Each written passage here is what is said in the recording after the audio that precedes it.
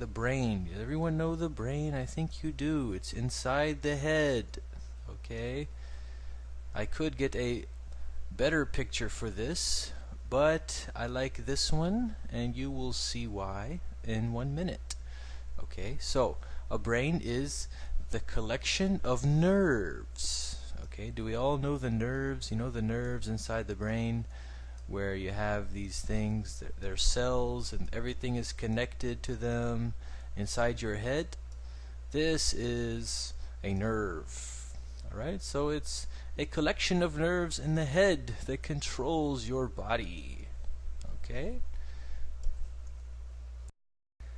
Now, I want you to learn this word if you don't know it already, because we will use this in a story soon, and you need to know the meaning, and not only the meaning, but how to use it, and different ways the brain works.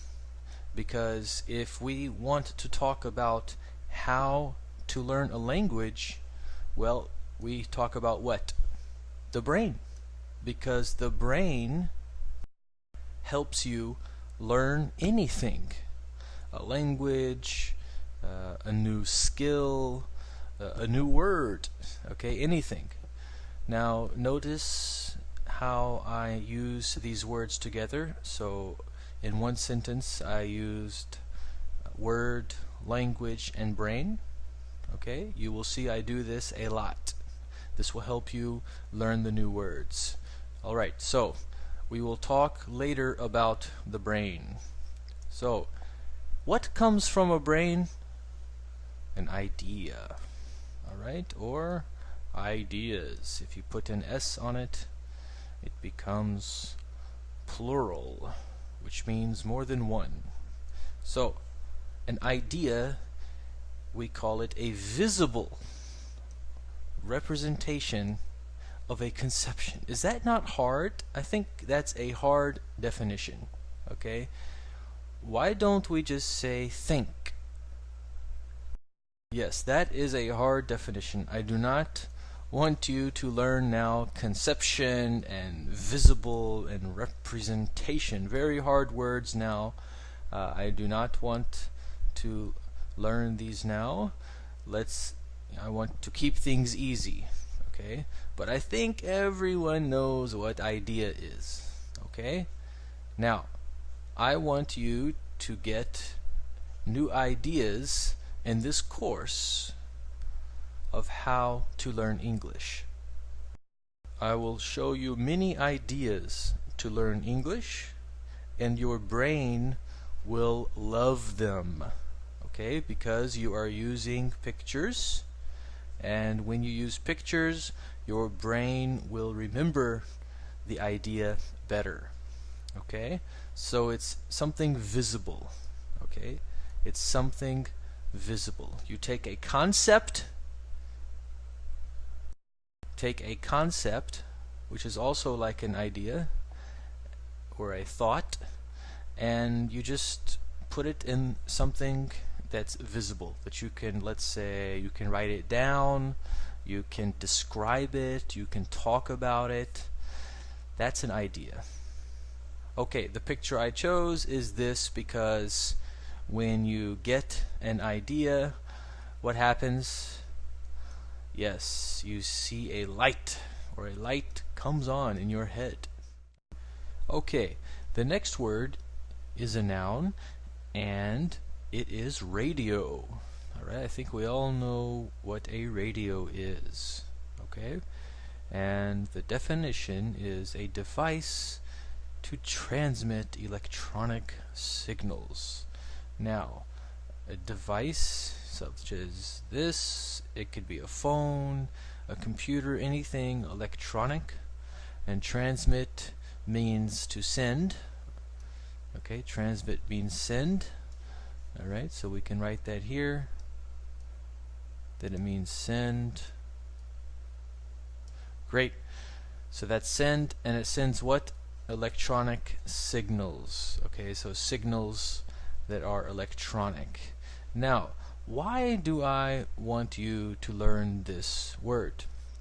Well, because you will see soon that the brain is like a radio. Okay, how is it like a radio? You will see soon. Okay, so right now I just want you to learn this picture, or you can draw your own picture, and we will use this as one of our words, and this is the picture with this word. So radio, and the next one is channel. Do you notice that every radio has different channels? Okay, so you can have channels with an S. That looks like a 5, but it's really an S. Okay, you can have different channels, and a channel is a way of communication or expression. This is my definition, a very simple definition. Okay, it's a way to communicate or express something.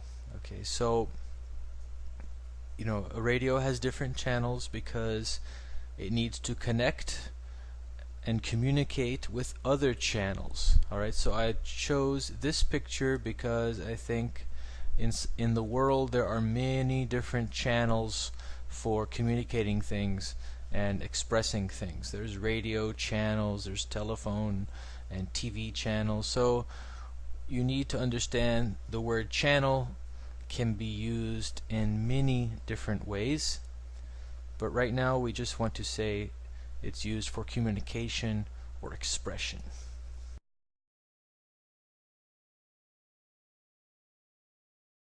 Okay, in the next lesson we will put these new words, the nouns, we will put them inside this mind map, and I will show you the different words we have, where they will go, and then we will learn some new verbs and finally move on to prepositions and adjectives. So all of these words, as you see, are different parts of the language. Okay, just like you have different bricks and blocks, and when you make a house you put the you put the blocks together, or the bricks, and you make a house, and you put the cement between the bricks to keep them together. The same way when we make sentences and when we use language, we put these different parts together. We put verbs with nouns and adjectives and prepositions and other parts also we will learn later, and you put them together and you use grammar and you use the language. You make sentences, and it is not hard. You will see in the next lesson how when I take each part and put it in a separate area, okay, I do not mix all of the words together. I put them in a separate area, the nouns with the noun and the verb in the verb, and when you put pictures on everything with colors and different space, so you know the verb is on the right and the noun is on the left, your mind, okay, your brain will remember these words easier, and it will be easy to use them when the time comes to use them. Okay, I'll see you in the next lesson.